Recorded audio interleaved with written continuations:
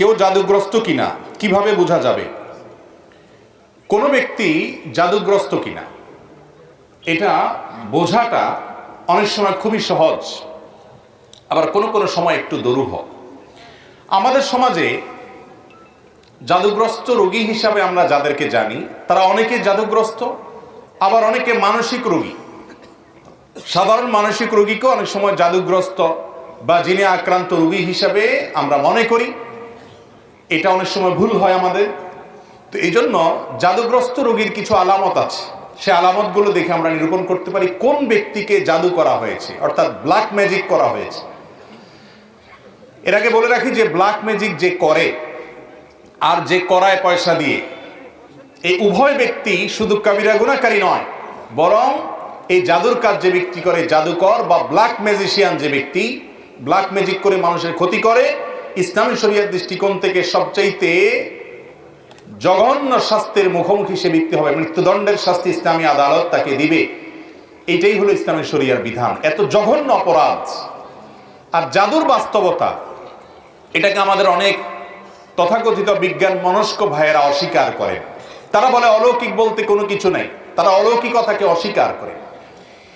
আমার মনে হয় এই একটা পয়েন্টে যদি একজন মানুষ নির্মোহভাবে নিরপেক্ষভাবে একটু যাচাই করার চেষ্টা করেন যে আসলে জাদু বলতে কোনো কিছু আছে কিনা, বা জেনে ধরা রোগী বা জিনের উপদ্রব বলতে কোনো কিছু আছে কিনা, একটু যদি অনুসন্ধান করা হয় এবং সেটা যদি ইনসাফের সাথে করা হয়, নির্মোহভাবে করা হয়, আমার তো মনে হয় এই যুগে আল্লাহর কোরআনের প্রতি ঈমান আনার জন্য আর কিচ্ছু দরকার নাই, এই একটা পয়েন্টই যথেষ্ট।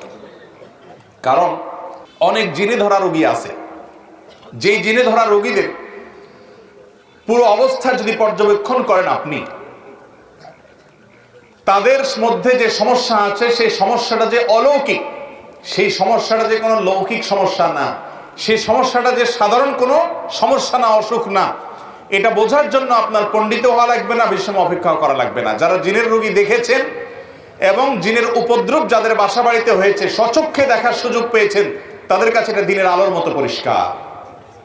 এবং এরকম বহু দৃশ্য দেখার সুযোগ আমার হয়েছে। আল্লাহ রাব্বুল আলামিন কোরআনে কারীমে সূরা জিনের মধ্যে জিন জাতির অস্তিত্বের কথা বলেছেন।